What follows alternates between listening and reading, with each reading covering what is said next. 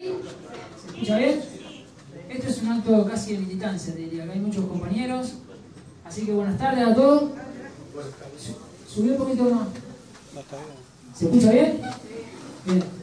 Bueno, primero es agradecerle a todos los que se acercaron hasta esta actividad. Queríamos aprovechar la visita de Leopoldo para que podamos armar una mesa de charla, de debate. Recién estuvimos reunidos con un grupo de periodistas, pasamos por el Diario del Norte también.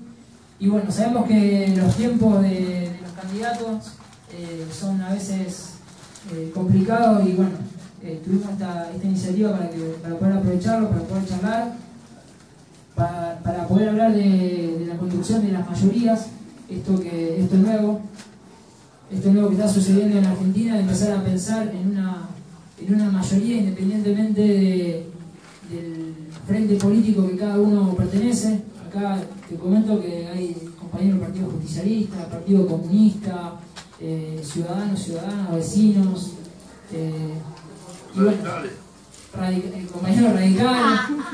Así que la idea es eso, la idea es empezar a debatir entre todos cómo podemos lograr construir una mayoría y cómo podemos contagiar también para que los ciudadanos puedan entender el nuevo rol que está cumpliendo la política en términos de construcción. Así que bueno, era eso más que nada, agradecerles y bueno, empezar a charlar un poquito.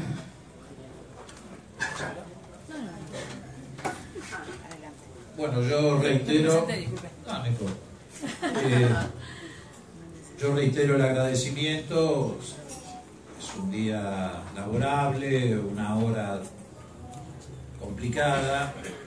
Sé que muchos de ustedes han tenido que hacer algún esfuerzo o algún alto en el camino para acercarse. No lo tomo como un interés vinculado a mi persona, sino a la situación que estamos atravesando, que no es solamente una campaña electoral, sino también un momento político difícil para los argentinos. Venimos de una etapa que se inició fundamentalmente en diciembre del 2015. En aquel momento, en otra campaña electoral, como fue la presidencial, nuestro espacio político, que tenía otra denominación y probablemente otra configuración, intentamos advertirle a los argentinos qué iba a ocurrir si triunfaba una restauración conservadora en Argentina. Por primera vez se dio una circunstancia que ha sido muy llamativa. En un debate presidencial, uno de los dos candidatos mintió descaradamente a la sociedad. Es decir, fue un verdadero fraude en términos discursivos ese debate, porque, como se ha dicho, uno en campaña electoral puede formular promesas, porque honestamente cree que puede llevar adelante algunas políticas o materializar algunos objetivos, y después es probable que algunas de esas promesas no se puedan cumplir por diversas circunstancias, a veces por razones de política internacional, o porque se atraviesa alguna crisis inesperada, o porque hay determinadas condiciones, incluso de la propia naturaleza, que lo impiden. Pero hay una diferencia entre la mentira y la promesa. Y el que fue candidato en aquel momento y después presidente, Mauricio Macri, mintió descaradamente. Y no es la primera vez que lo ha hecho. Pero todos recordamos que, por ejemplo, sostuvo muy suelto de cuerpo que iba a eliminar el impuesto a las ganancias. Eso no solamente no ocurrió, sino que incluso se extendió más allá de los que ya tributaban. Y además los que tributan ahora lo hacen también con un salario depreciado.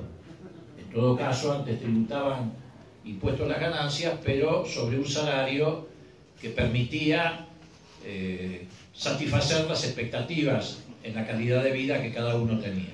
Y sobre todo en los sectores de mayores recursos o de mayores ingresos, que eran los que tributaban el impuesto a la ganancia. También, como ustedes recordarán, prometió crear 2 millones de puestos de trabajo. Ha pasado prácticamente la mitad de su mandato, o hemos llegado a la mitad del mandato, y no solamente no se han creado 2 millones de puestos de trabajo, sino que, por el contrario, se han destruido varios cientos de miles de puestos de trabajo. También prometió concretar o materializar el 82% móvil a los jubilados. Tampoco ocurrió.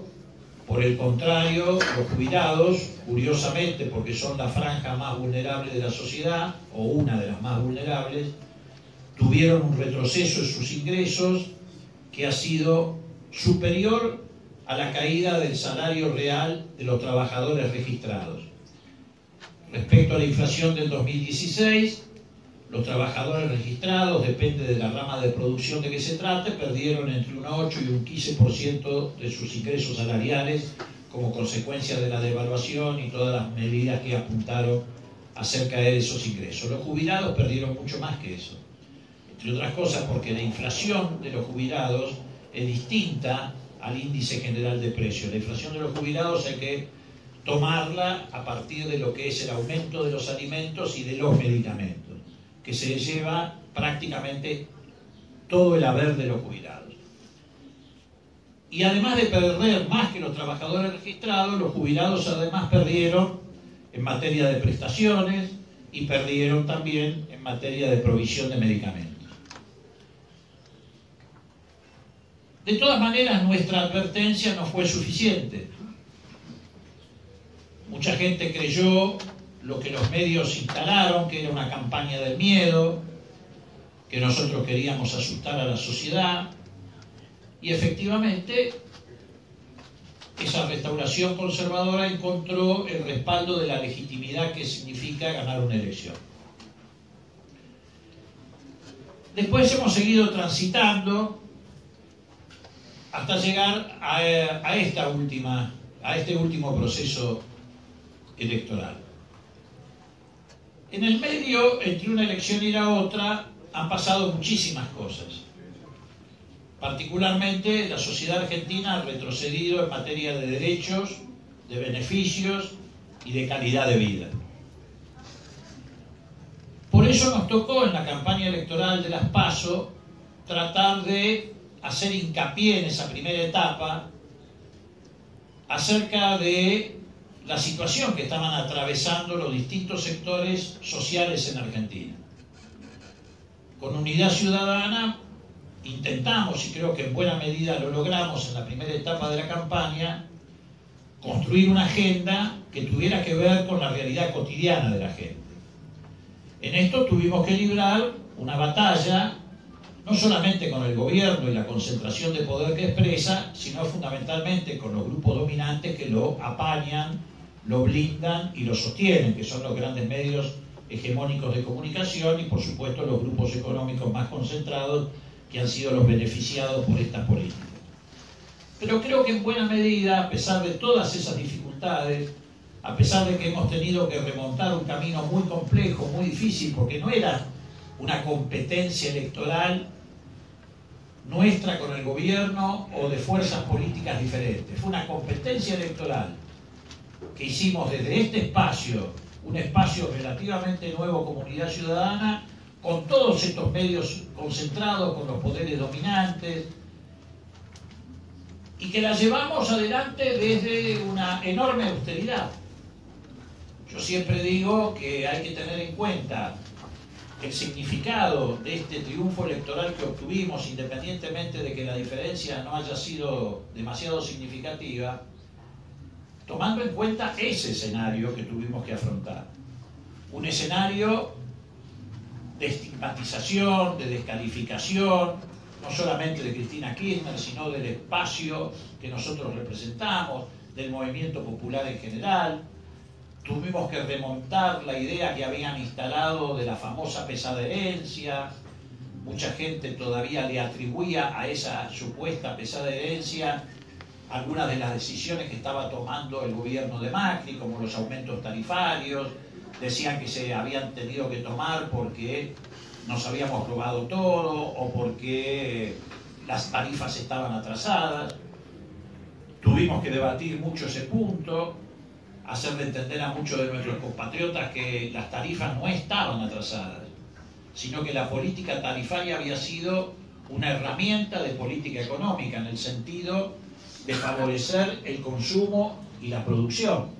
Porque cuando nosotros manteníamos ese nivel tarifario respecto a los hogares y a los ciudadanos, lo hacíamos para que tuvieran una tarifa que les permitiera tener un excedente que pudieran volcar al consumo.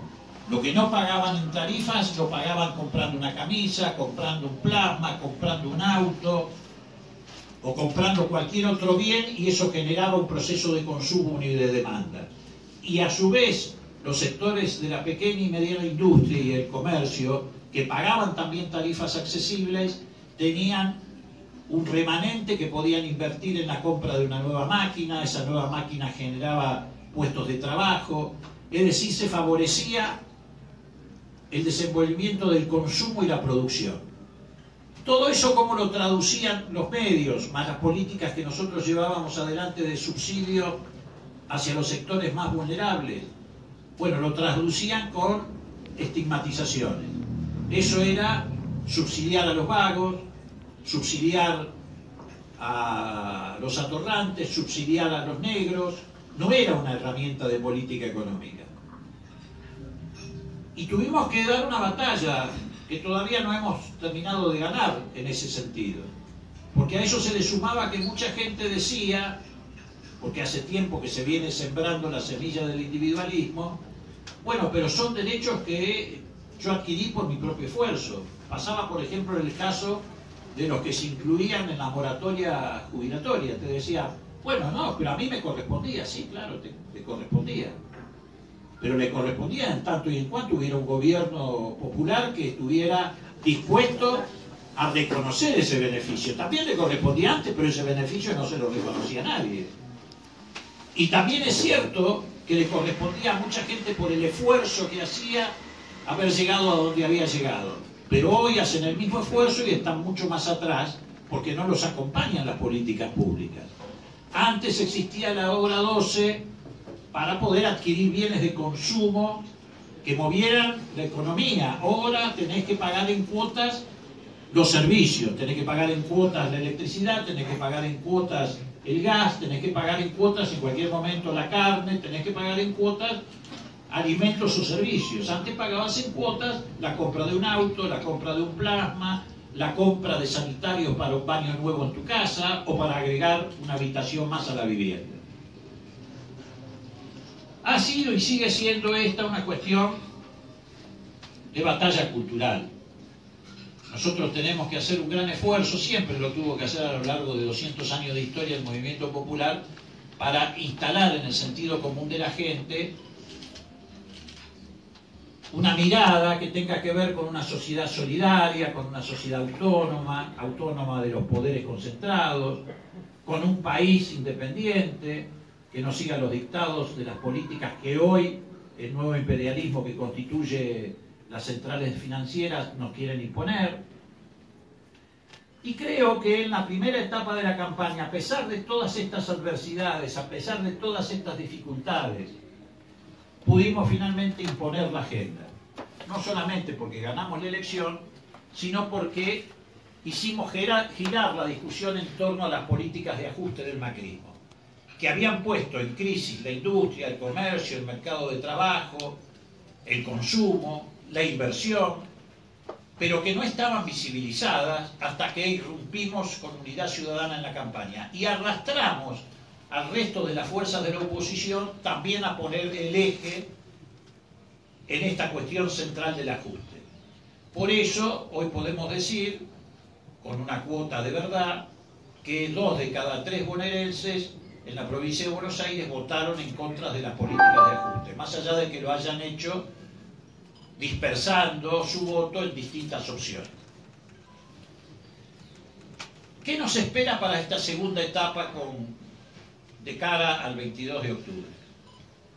Yo creo que esta segunda etapa nos obliga a poner énfasis en dos aspectos. Ya no tanto en esto que se ha visibilizado y que nosotros contribuimos muchísimo a hacer carne en la sociedad, que es el ajuste que pasamos, sino fundamentalmente, en primer lugar, respecto al ajuste que se viene. Alguien podrá decir que corremos el riesgo, hoy lo hablábamos en algún momento de la charla informal que tuvimos, que corremos el riesgo de que nos pase lo mismo que nos pasó en el 2015, cuando anunciábamos lo que iba a ocurrir en la Argentina si ganaba la derecha conservadora, y que, bueno, no pudimos transmitir adecuadamente para que la mayoría de la sociedad nos creyera. Pero no tenemos más remedio que hablar de eso. En primer lugar, porque es nuestra obligación. Y en segundo lugar, porque efectivamente tenemos que alertar muy fuertemente a la sociedad respecto a lo que se viene, que es mucho más duro, mucho más doloroso que el ajuste que ya atravesó la sociedad argentina.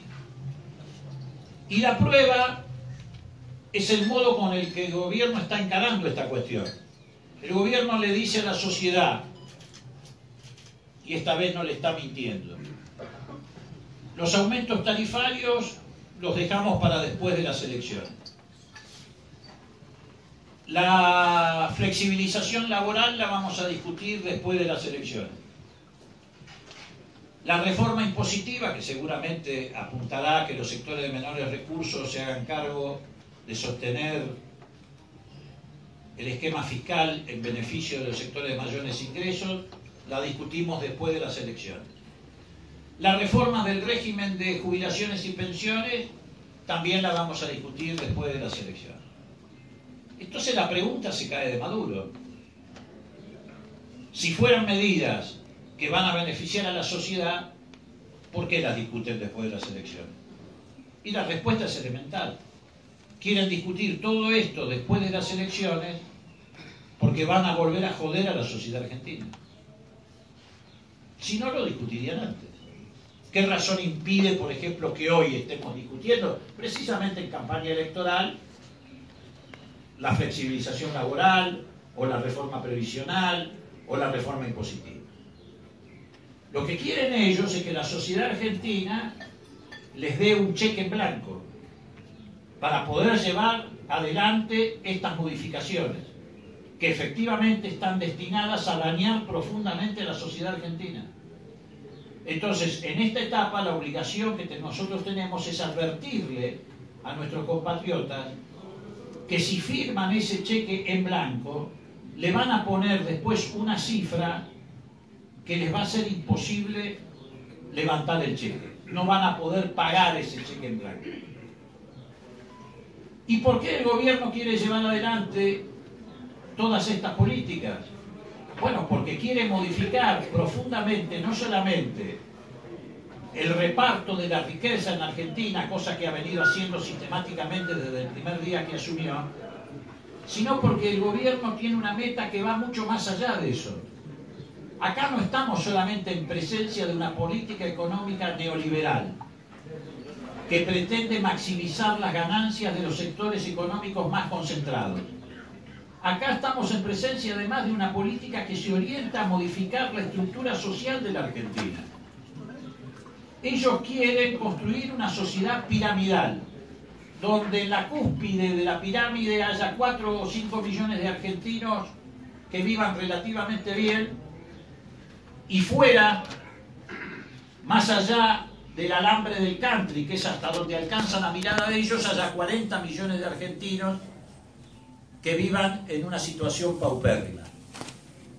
Tienen esta idea, esta concepción política y cultural de que hay que apoyar la construcción de la sociedad en lo que denominan la meritocracia. ¿Y qué es la meritocracia? La meritocracia es que llega aquel que está en mejores condiciones. Es un concepto que se opone precisamente al de la democracia. La democracia genera la igualdad de oportunidades. La meritocracia beneficia, ya sabemos a quién. Al que ha nacido en una clínica privada, al que ha pasado por una escuela bilingüe, al que tiene determinadas condiciones iniciales que le permiten llegar más allá, pero deja atrás a la inmensa mayoría de la sociedad. Por lo tanto, no solamente estamos enfrentando un modelo económico, estamos también confrontando con un modelo de sociedad. Una sociedad que pretende se apoye en el individualismo, en el egoísmo, en la competencia de unos contra otros en vez de en la colaboración de unos con otros. Una sociedad que no esté integrada a través de la solidaridad. Y nosotros tenemos la obligación, más allá de resultados electorales, de confrontar con ese proyecto de sociedad. Pero además de las PASO acá, se incorporó otro componente, que ya no tiene que ver con el ajuste que viene, que es sumamente peligroso, que es la violencia institucional que ha desatado el gobierno y que ha encontrado en la desaparición forzada de Santiago Maldonado su máxima expresión. Una violencia institucional que se apoya en la estigmatización de distintos sectores de la sociedad. Como se les hace muy difícil mostrar logros de esta primera etapa, que casi es la mitad del gobierno que han transitado, y para adelante no tienen otra cosa que ofrecer que no sea más ajuste y más esfuerzos y más sacrificio de los sectores populares, han decidido llevar adelante su construcción política en la estigmatización del otro, en la construcción de un otro, en el que depositan todos los males. Así es como se está estigmatizando desde hace mucho tiempo a los jóvenes. Yo decía hace un rato, porque por experiencia propia me tocó atravesarlo, como experiencia generacional, ha vuelto a ser peligroso ser joven en la Argentina. Estigmatiza a los inmigrantes, nos quieren hacer creer que los puestos de trabajo en la Argentina se destruyen porque hay muchos paraguayos o bolivianos, y no como consecuencia de las políticas económicas del gobierno. Estigmatizan a los pobres, y además quieren naturalizar la pobreza. Estigmatizan al adversario político. Todo adversario político pasa a la categoría de mafioso, de corrupto o de subversivo. Y estas políticas de estigmatización, que vienen instalando desde hace ya bastante tiempo, incluso desde antes del triunfo de Macri, pero que ahora ha recrudecido por esta concentración de poder que la derecha tiene, de alguna manera ha despertado en algunos sectores sociales el enano fascista que estaba adormecido. Porque en el 83 o del 83 en adelante logramos en alguna medida adormecer ese enano fascista. Y además algunos sectores que todavía lo contenían dentro de sí lo disimulaban porque no era políticamente correcto expresarse de esa manera. Pero ahora, incentivados por estas campañas de odio, de revanchismo, de persecución, que ponen la vara del odio cada vez más alta, ese enano fascista en algunos sectores de la sociedad ha resucitado. Y lo grave, cuando uno le vuelve a dar vida al enano fascista, es que le tiene que dar de comer todos los días. Y entonces esa escalada de violencia institucional va subiendo peldaño a peldaño, hasta llegar, como reitero, a la desaparición forzada de Santiago Maldonado, que es un hecho que seguramente ustedes lo han podido percibir. Curiosamente, ha despertado en algunos sectores de la sociedad las peores reacciones. Yo creo que pocos hechos como este han mostrado la peor cara de algunos sectores de la sociedad. Digo esto ¿por qué? Porque hemos transitado ya muchos años de democracia y la verdad es que resulta doloroso, pero esperable, de un gobierno conservador y de un gobierno de derecha. La derecha nunca tiene límites, salvo aquellos que le impone la sociedad. Pero es tremendamente doloroso que tengamos que estar otra vez debatiendo y discutiendo estas cuestiones. A mí particularmente me duele mucho porque yo vengo de pertenecer de una fuerza política que gobernó en el 83 y siempre dije que Alfonsín había heredado un Estado organizado para perseguir y matar a los ciudadanos. Esa fue la herencia que recibió Alfonsín. Y tuvo que democratizar el Estado y la sociedad argentina. Y después de casi 40 años que estemos discutiendo otra vez el derecho a la vida en Argentina, porque no es otra cosa que eso lo que estamos discutiendo alrededor de la desaparición de Santiago Maldonado, realmente produce dolor, pero además sobre todo nos muestra una alarma enorme en términos del retroceso que podemos vivir en manos de un gobierno conservador y de derecha. La derecha siempre, inexorablemente, te lleva al pasado. Y en este caso nos quiere devolver a un pasado en el que no se respetaban las libertades públicas, no se tenía aprecio por el Estado de Derecho, donde se llevaban adelante políticas de persecución. Y si bien el caso de Santiago es el caso más doloroso y paradigmático, no es el único. En estos tiempos hemos visto de qué manera se ha puesto en marcha un proceso de persecución judicial, no solamente sobre la expresidenta de la Nación, sino sobre el movimiento popular argentino en su conjunto. Se trata de avasallar la autonomía sindical, quieren disciplinar a distintos sectores de la sociedad a través del temor, quieren desmovilizar a la sociedad. Ellos saben que una de las herramientas más importantes que hemos logrado en estos años de democracia es concientizar alrededor de la importancia que tiene la movilización de los empoderados en la defensa de sus derechos y sus beneficios. Infiltran marchas con servicios de informaciones que provocan desórdenes a propósito para generar ese temor. Es decir, se está volviendo a las peores prácticas de gobiernos autoritarios. ¿Esto nos autoriza a decir que estamos frente a una dictadura? No. Sería de nuestra parte un exceso. Pero también sería un exceso que digamos que, o mejor dicho, decir que estamos frente a un gobierno que respeta el Estado de Derecho o un gobierno democrático. En general en América Latina lo que está ocurriendo es que esta restauración conservadora, que no es solamente propia de la Argentina, sino que es una matriz continental, nos está llevando hacia una emergencia democrática, que puede desembocar en algunos casos en estados policiales o estados de excepción. Que estamos en una emergencia democrática no hay duda, ocurre en Venezuela, ocurre en Brasil y está empezando a ocurrir en la Argentina. Y también esto debe formar parte de la agenda que tenemos que debatir, no solamente en la etapa que nos espera de aquí hasta el 22 de octubre, sino de manera permanente, porque están en juego valores que no podemos permitir que sean desechados o dejados de lado nuevamente. Hay un límite. Yo me puedo sentar a discutir con cualquiera el rol del Estado en la economía, si tiene que tener mayor significado, menor significado, si el mercado tiene que tener mayor preeminencia en el desarrollo económico o no. Ahora, lo que no me puedo sentar a discutir con alguien es el derecho a la vida, o el derecho a expresarse libremente, o el derecho a disentir.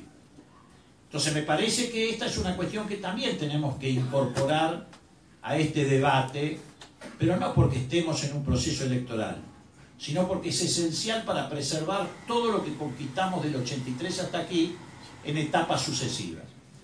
Etapas que tuvieron sus claroscuros, donde hubo avances y retrocesos, pero donde en general no se retrocedió tanto como estamos retrocediendo ahora en materia de libertades públicas o de respeto del Estado de Derecho. Hay mucha gente que se acerca y me dice, o lo dicen por las redes sociales, o se lo habrán dicho a ustedes en alguna conversación familiar o en un bar, bueno, pero también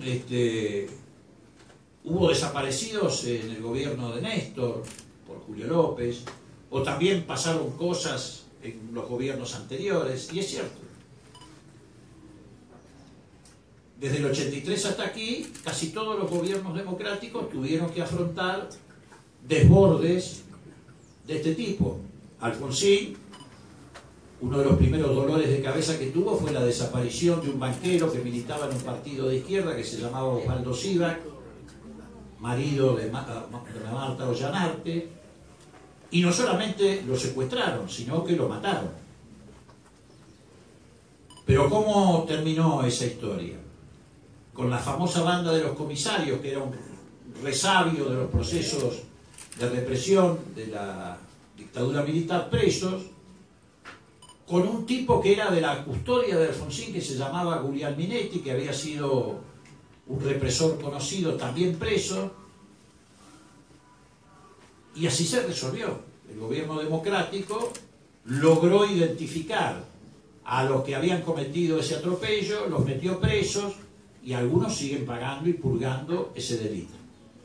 Después vino la desaparición, o mejor dicho, la muerte, desaparición muy breve por unos días, y la muerte del conscripto Carrasco en la época del gobierno de Menem. Ustedes saben que yo no tengo coincidencias ideológicas con ese gobierno. Pero ese episodio, ¿cómo se saltó? No solamente con el castigo de los responsables, sino que se llegó incluso al extremo de derogar el servicio militar obligatorio. Después vino la muerte de Costec y Santillán. ¿Qué significado, o mejor dicho, qué situación provocó esa muerte, o esas dos muertes? Nada más y nada menos que la decisión de Duhalde de prácticamente adelantar la entrega del poder, convocar inmediatamente elecciones, porque el gobierno no estaba en condiciones de afrontar la crisis que esas dos muertes le habían provocado. Después, en el gobierno de Néstor, asesinan a Mariano Ferreira. ¿Cuál fue la respuesta? La respuesta fue Néstor poniéndose a la cabeza de la investigación, se detuvo a los autores materiales y, lo que es mucho más difícil, se pudo juzgar al autor intelectual, que era nada más y nada menos que el secretario de la Unión Ferroviaria, que está todavía preso, el señor Pedraza, por haber sido el autor intelectual de la muerte de Mariano Ferreira. ¿Cómo ha reaccionado este gobierno frente a la desaparición forzada de Santiago Maldonado? Con el encubrimiento. No solamente no se ha puesto a la cabeza del esclarecimiento, sino que deliberadamente durante 51 días ha trabajado para encubrir la desaparición forzada de Santiago Maldonado. Lo ha hecho el gobierno y los medios de comunicación hegemónicos que lo acompañan. Sembraron infinidad de pistas falsas para tratar de desviar la investigación. Hicieron lo imposible para demonizar a Santiago Maldonado. Cuestionaron el derecho a la vida de Santiago Maldonado, a punto tal de que hay sectores de la sociedad que te dicen, bueno, no, era un artesano, le pasó eso porque no estaba trabajando, ¿para qué andaba con los mapuches? Fumaba marihuana, tenía rastas. Es decir, el gobierno, a diferencia de todos los gobiernos democráticos anteriores, más allá de las diferencias ideológicas que tuvieron esos gobiernos democráticos en el pasado, en este caso se puso a la cabeza activamente, no para esclarecer la desaparición forzada de Santiago Maldonado, sino para encubrirla. ¿Y esto por qué fue así? Alguien podrá decir, pero qué tontería, o que entregaran la conducción de la gendarmería, o con hacer responsable a algunos gendarmes, podían pagar un pequeño costo político, pero zafaban y seguían adelante. No es así, no es que están encubriendo a un grupo de gendarmes, se están encubriendo a ellos mismos. Porque a diferencia de todos los episodios anteriores, acá hubo una participación directa del Poder Ejecutivo en el operativo que culminó en la desaparición forzada de Santiago Maldonado. No están encubriendo a 3 o 4 gendarmes, se están encubriendo a sí mismos, están encubriendo al jefe de gabinete del Ministerio de Seguridad que estaba en el lugar. este señor Pablo Nochetti, que fue el que planificó, incitó y verificó la ejecución de esas órdenes que culminaron en esa cacería salvaje que termina en la desaparición forzada de Santiago Maldonado. Esa es la diferencia con los episodios que ocurrieron en el pasado. En el pasado, los gobiernos democráticos fueron en algún momento sorprendidos o desbordados por situaciones de este tipo. En este caso, esta desaparición forzada es parte de esa política de criminalización que lleva adelante el gobierno nacional, que tuvo una participación directa en el terreno. Es cierto que tienen un pacto con la conducción de la Gendarmería, donde estaban trocando el peritaje sobre el caso Nisman, que lo querían redireccionar en este sentido, con la cobertura del caso Maldonado. Pero va más allá de eso. Ese pacto quedó revelado cuando la ministra de Seguridad fue al Congreso Nacional y, además de mentirle descaradamente al Senado diciendo que este señor Nochetti había pasado por ahí de casualidad a saludar a un gendarme que conocía, entre otras cosas dijo: yo no voy a tirar ningún gendarme por la ventana porque me la banco. Eso fue un mensaje mafioso, diciéndole a la Gendarmería: quédense tranquilos, yo me banco esto. Un ministro no se tiene que bancar nada, tiene una responsabilidad funcional. Ese mensaje mafioso formó parte del acuerdo para que saliera la pericia de Nisman, que quieren direccionarla hacia la teoría de un asesinato, también para endilgárselo a la expresidenta y al gobierno anterior. Yo creo que les va a salir mal, porque esa pericia ni siquiera es imaginable en una película de James Bond, pero de todas maneras la cuestión no pasa por ahí, sino por las creencias de la sociedad. Y esas creencias de la sociedad, que se basan en una realidad virtual, que es la realidad que no existe, o que se basa en emociones, es también las dificultades que nosotros tenemos que superar. ¿Y cómo las podemos superar? No las vamos a superar de la noche a la mañana, pero tenemos un proceso electoral por delante. Nosotros no vamos de aquí al 22 de octubre a romper las limitaciones que se nos imponen. No vamos a poder torcer las creencias que instalan los grandes medios de comunicación. No vamos a poder competir con el poderío de un gobierno que ha concentrado tanto poder, en tanto gobierna la provincia, la ciudad de Buenos Aires, el gobierno nacional. Pero ellos tampoco van a poder con nosotros si somos inteligentes en elegir el campo de batalla. Nosotros no tenemos que ir a la discusión con los medios de comunicación.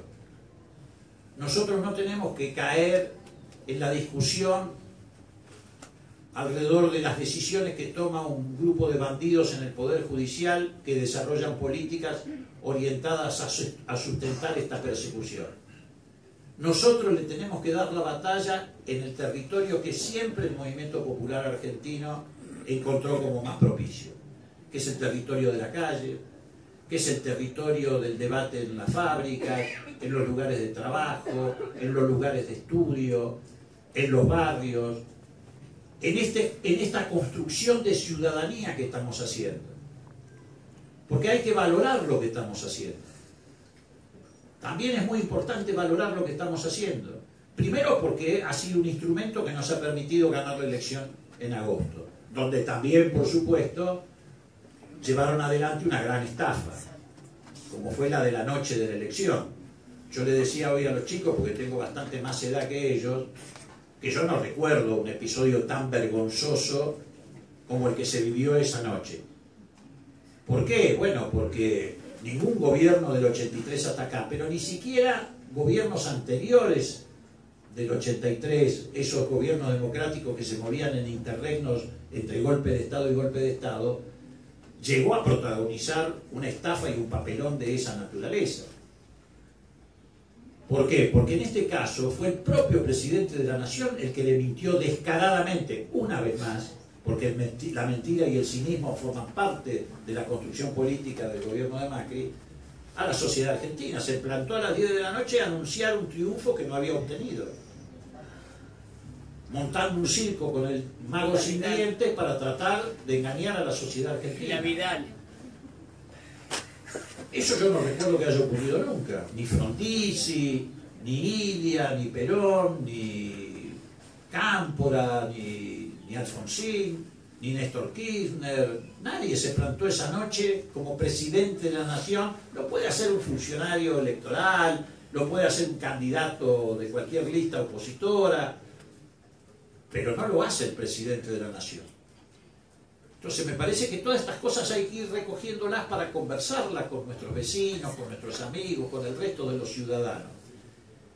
Y de acá al 22, el esfuerzo principal, como ocurrió ya en las PASO, es nuestro, es de los militantes, es de los ciudadanos, que tenemos que valorar este espacio que se ha gestado. Yo creo que el aporte que ha hecho Cristina no es solamente ser candidata en esta elección. Tal vez no tenía ganas de serlo, tal vez por ahí hasta no le convenía hacerlo. El aporte más importante que ha hecho Cristina es poner su liderazgo al servicio de la construcción de un nuevo sujeto político en la Argentina. Y así como ella es perseguida porque fue inclaudicable en el ejercicio del poder que el pueblo le había dado y no lo puso de rodillas frente a los grupos económicos concentrados ni los poderes dominantes, ahora sacrificó tal vez su comodidad personal o su interés personal para ponerlo al servicio de la construcción de un nuevo sujeto político que sintetiza la historia que hemos transitado del 83 hasta aquí. Y que hoy nos permite efectivamente que hoy estemos sentados alrededor de esta mesa gente que venimos, no solo de distintas culturas y tradiciones políticas, del peronismo, del radicalismo, de la izquierda, sino incluso ciudadanos que se han incorporado seguramente sin provenir de ninguna de esas culturas políticas, a esta expectativa, a esta esperanza que abre el camino a través de Unidad Ciudadana. Ese es el aporte más importante. Y por eso le sigue doliendo a los grupos dominantes la presencia de Cristina. Ya no está en el poder. Y sin embargo sigue siendo el objeto principal de la persecución. ¿Por qué? Porque sostiene un espacio político que sin estar en el poder cuestiona el poder. Genera un límite para los grupos dominantes. Denuncia e interpela lo que está sucediendo con la sociedad argentina. Por eso, más allá de la elección del 22 de octubre, en la que hay que poner toda la energía, porque así como nos hicieron creer en agosto que no íbamos a ganar, en octubre estamos en condiciones de ganar si ponemos esa energía, si somos capaces de ponernos de pie otra vez como lo hicimos en la oportunidad anterior, a pesar de la escasez de medios. Más allá de ese 22 de octubre hay que seguir trabajando en esta construcción. Porque esta batalla no ha culminado, es una batalla por la construcción del sentido común en la sociedad. Y la vamos a ganar no solamente el día que ganemos una elección, sino fundamentalmente el día que ganemos esa batalla cultural. Por eso yo, para terminar, simplemente les quiero decir, autoconvoquémonos, no de manera desordenada, anárquica, espontánea. Hagámoslo orgánicamente, tenemos hoy un instrumento. Tenemos un liderazgo, tenemos la razón, tenemos la verdad de nuestra parte. Con esa verdad vamos a derrotar la mentira de la famosa posverdad. Y tenemos claro que el camino es el correcto, porque sabemos que esta sociedad la están llevando al precipicio inexorablemente. Más temprano que tarde va a ocurrir.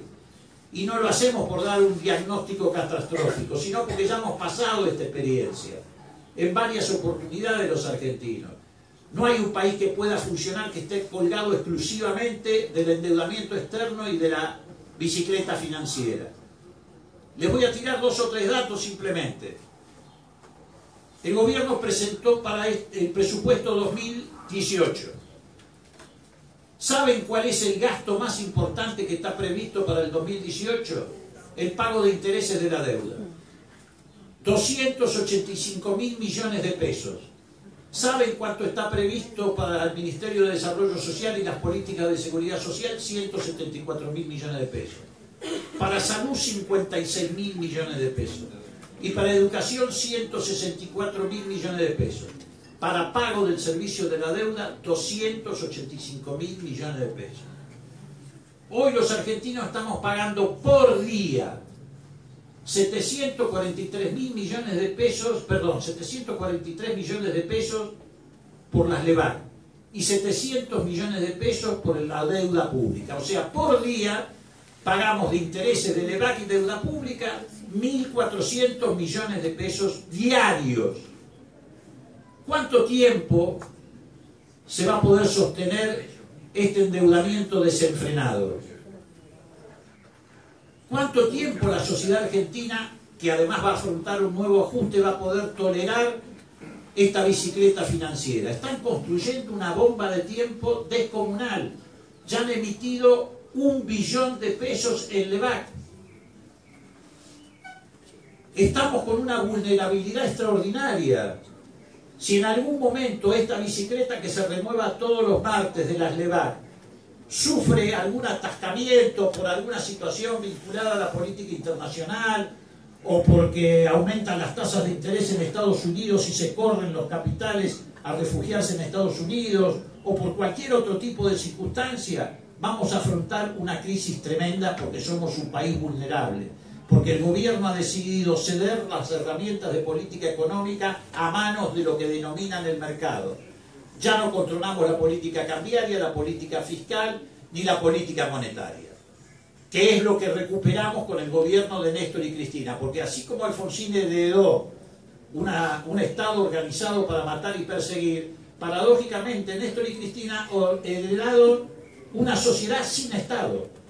El Estado había sido destruido por las políticas del neoliberalismo y tuvieron que reconstruir el Estado. Y además de reconstruir el Estado, reconstruyeron un Estado inclusivo, un Estado que contenía, un Estado que promovía el desarrollo económico, que promovía la inversión, que promovía la producción. Por eso, hoy podemos estar aquí juntos, los que pensamos parecido, que provengamos de distintos espacios políticos.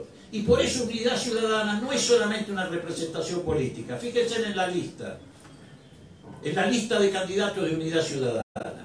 Algunos provenimos de espacios políticos partidarios, como es mi caso, o el caso de Scioli, o el caso de Espinosa, aunque venimos de espacios diferentes, lo que revela pluralidad.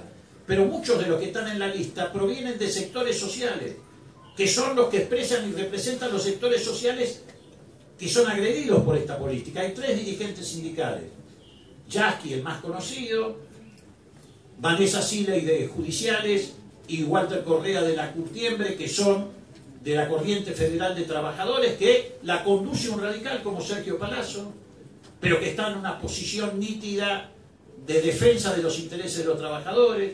Hay quienes representan las políticas de género, está Salvareza, que representa al sector de los científicos, porque creemos que el desarrollo científico-tecnológico es lo que debe apuntalar el desarrollo industrial, y porque creemos que sin desarrollo industrial no hay ninguna posibilidad de contener a 44 millones de argentinos. El país agroexportador solo puede contener a una parte de esos argentinos. O sea, somos una expresión política partidaria, pero básicamente también una expresión social. Y por esa razón hoy podemos juntarnos y estar todos sentados aquí, porque hemos logrado la síntesis. ¿En qué? En la figura del ciudadano. El liberalismo trata al sujeto humano como vecino, como consumidor, como usuario. Nosotros al sujeto humano lo tratamos como ciudadano, porque en el ciudadano se resumen 2 aspectos que en el pasado estuvieron enfrentados y que le permitió a los grupos más pequeños y dominantes gobernar la Argentina sobre esa fractura, que enfrentaba radicales, peronistas, y esos 2 aspectos son la libertad y la igualdad. El ciudadano resume libertad e igualdad. Y entonces con esos instrumentos, con la libertad y la igualdad, salgamos a defender los intereses de la patria el 22 de octubre. Gracias.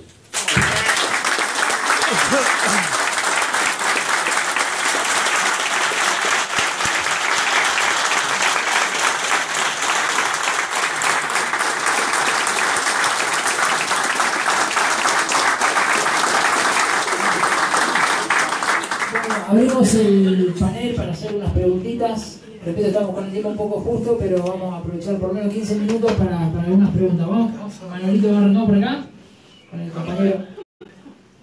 Sí. Carlito. Carlito. Sí, no, Usted decía que a Macri, el gobierno de Macri, no se lo podía considerar una dictadura. Yo le recuerdo a usted que Enzo Bordaberry, en Uruguay, en la década del 70, subió por los votos del pueblo. Y sin embargo después se hizo un autogolpe, disolvió el Congreso, asumieron las Fuerzas Armadas en el marco del Plan Cóndor que se venía gestando. En el 93 o 94, Fujimori también se hizo un autogolpe. ¿Por qué? Porque hizo el mismo patrón. Disolvió el Congreso, él había sido elegido por el voto del pueblo. Entonces, no vaya a ser cosa que Fujimori y Bordaberry sirvan de fuente de inspiración para los presidentes elegidos democráticamente. Eso es lo único que podía decir. Bueno, a ver, convengamos en primer lugar, a ese escenario todavía no hemos llegado. Primera cuestión. Segunda cuestión. Hoy las Fuerzas Armadas no tienen el rol ni el protagonismo ni la gravitación que tuvieron en el pasado. Ojalá que no. Porque en ese sentido hay una conciencia democrática que no teníamos en las épocas que usted menciona. Entre otras cosas porque no habíamos atravesado, como hemos atravesado, periodos tan extensos de ejercicio democrático. Y eso ayudó a alimentar y abonar esa conciencia democrática. Ahora, yo no descarto la posibilidad de que estos gobiernos de derecha busquen desembocar en estados de excepción. ¿Qué es un estado de excepción? Es una situación intermedia entre las dictaduras y la democracia. Un ejemplo puede ser Brasil. En Brasil, la derecha no ganó la elección. No la ganó por un escaso margen, pero no la ganó. Como no ganaron la elección, buscaron el atajo de un golpe parlamentario. Destituyeron a quien la había ganado, que era Dilma Rousseff. Y nadie hoy puede explicar, ni acá, ni en Brasil, ni en ningún lado, por qué razón la destituyeron. Por una cuestión meramente formal, porque había un traslado de partidas de un ítem a otro. Imagínense si hubiera ocurrido acá, no habría ni intendente, ni gobernador, ni presidente que no estuviera destituido. ¿Esa destitución para qué ha servido? Para llevar adelante la reforma laboral en Brasil, por ejemplo, que ha extendido la jornada laboral a 12 horas, que precariza los contratos laborales, que pretende sacar del índice de salarios el ítem de la antigüedad, y también sirvió para retroceder en todos los derechos que habían conquistado durante el gobierno anterior. Pero no contentos con esto, ahora están viendo qué atajo toman para prohibirle o para proscribir la candidatura de Lula. Ese es un estado de excepción, aunque mantenga una formalidad democrática. Pero bueno, nosotros estamos advirtiendo sobre esto. Ahora, si nosotros calificamos al gobierno de Macri como una dictadura, no solamente estaríamos cometiendo un error de diagnóstico, sino que estaríamos también sirviendo a aquellos que pretenden hacernos aparecer a nosotros en posiciones energúmenas. Hay una legitimidad de origen, eso no hay duda, ganaron una elección. Pero también tiene que haber una legitimidad de ejercicio. Esa legitimidad de ejercicio la están perdiendo en la medida en que pasan por encima del Estado de Derecho, y nosotros tenemos que prender las luces rojas en ese sentido. Leopoldo, pero es el peor gobierno, el más horrible y perverso de todo lo que yo tengo de democracia. Es perverso. Bueno, pero de democracia. Ya sí. Bueno, una democracia mentirosa, ¿no? Pero esa es otra discusión. Mire, Sí, una democracia perdón. mentirosa. A ver, yo no tengo duda de que es un muy mal gobierno, de que es un gobierno perverso, lo acabo de decir en la charla, es un gobierno que apoya su construcción política en la mentira, en el Yo estoy de acuerdo cinismo, con todo lo que etcétera. dice. Pero, les reitero, muchachos, nosotros ya de por sí tenemos una batalla muy difícil, porque ellos han logrado construir un sentido común que nos pone a todos nosotros en el papel de los energúmenos, en el papel, los kirchneristas, los mapuches, los chicos jóvenes, etcétera, somos todos perversos, malvados, chorros, ladrones, subversivos, etcétera. Entonces, ojo, porque nosotros también tenemos que manejarnos con inteligencia. La inteligencia no es contraria a los principios. La inteligencia que Mañeto no maneja en la presidencia de la nación. Eso es otra cuestión. A ver, yo lo que le quiero decir es, a ver, Mañeto maneja la indignación no tiene que ser la guía de nuestra acción. Nosotros tenemos que evitar provocaciones. Nosotros tenemos que cuidar a los chicos del secundario que se están movilizando en este mismo momento en la ciudad de Buenos Aires. Nosotros tenemos que transitar un camino de racionalidad. A mí este gobierno me indigna como el que más, pero no hay que perder el andarivel de la racionalidad, porque nos quieren llevar a ese terreno. Ellos son los que quieren provocarnos, no somos nosotros los que tenemos que provocar, son ellos los que quieren provocarnos a nosotros. Y cuando se cae en la provocación, se facilitan las salidas autoritarias. ¿Cuál es nuestra fortaleza? Nuestra fortaleza es el amor, nuestra fortaleza es la racionalidad, nuestra fortaleza es que la gente no se asuste y se siga movilizando. Nuestra fortaleza es poder conversar con nuestros amigos en el barrio, aunque hayan votado al macrismo, y tratar de convencerlos de que no lo deben votar. Nuestra fortaleza es ganarles las elecciones, porque hemos elegido hace muchos años la vía democrática, y la vía democrática tiene como herramienta para cambiar la correlación de fuerzas en una sociedad una victoria electoral. Si no nos pudieron provocar hasta agosto, si pudimos mantener ese discurso, si pudimos enfrentar el peor gobierno de la democracia del 83 hasta acá y ganarle la elección, no perdamos ahora esa racionalidad, porque estamos en condiciones de cambiar esto sin caer en la provocación.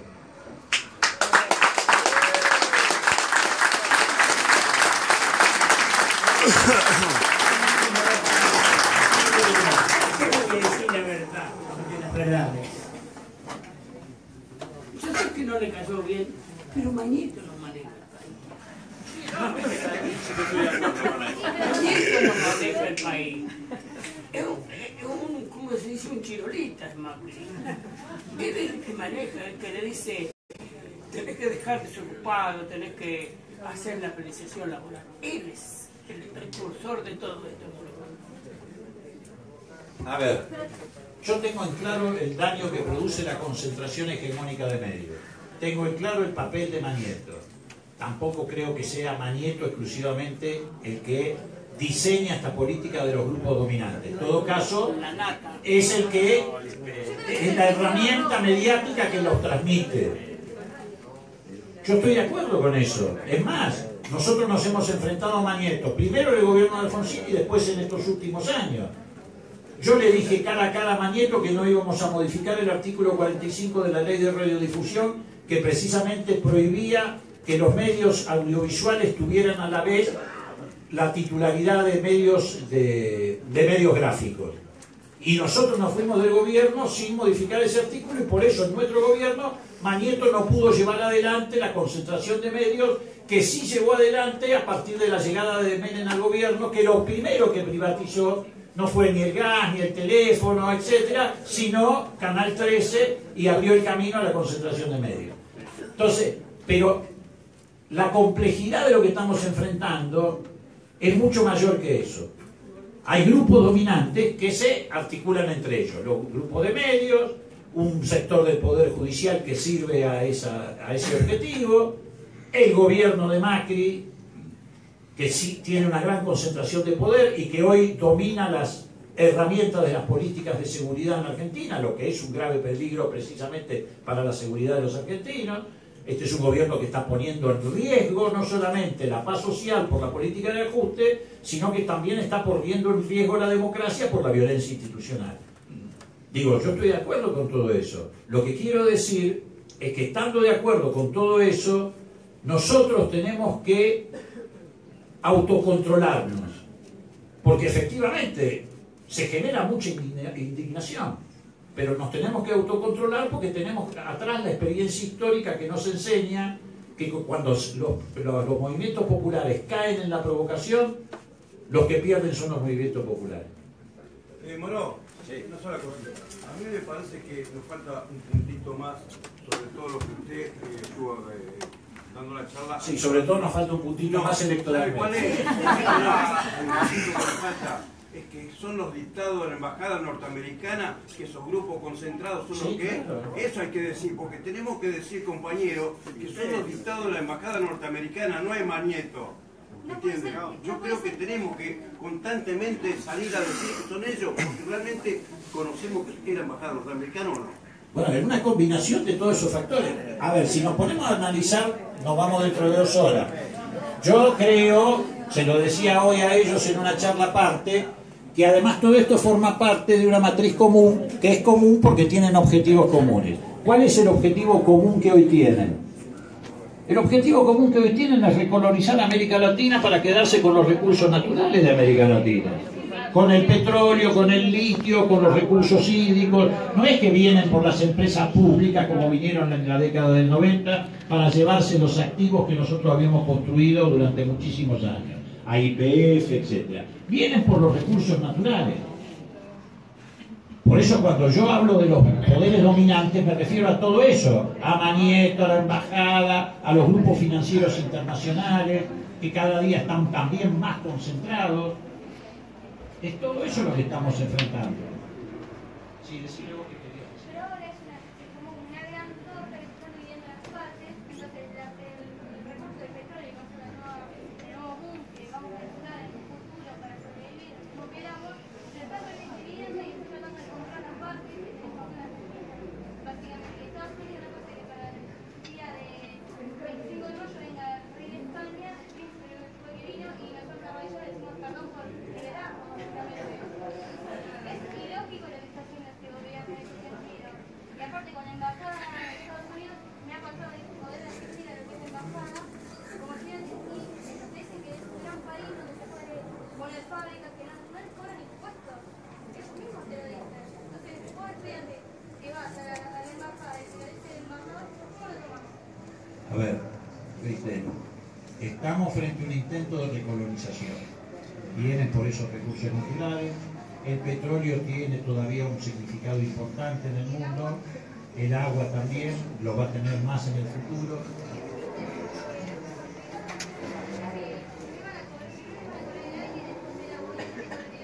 Sí, claro. El aire no, pero el aire va a desaparecer si no cuidamos los recursos naturales. Pero a ver, estamos coincidiendo, efectivamente vienen por los recursos naturales, vienen por el petróleo de Brasil y Argentina. En el caso de Brasil el golpe contra Dilma tuvo que ver con eso, porque ¿cuándo se da el golpe contra Dilma? Claro, cuando descubren el yacimiento de aguas profundas, donde hay alrededor de 80.000 millones de barriles de petróleo. 80.000 millones de barriles de petróleo de reserva. ¿Estamos de acuerdo?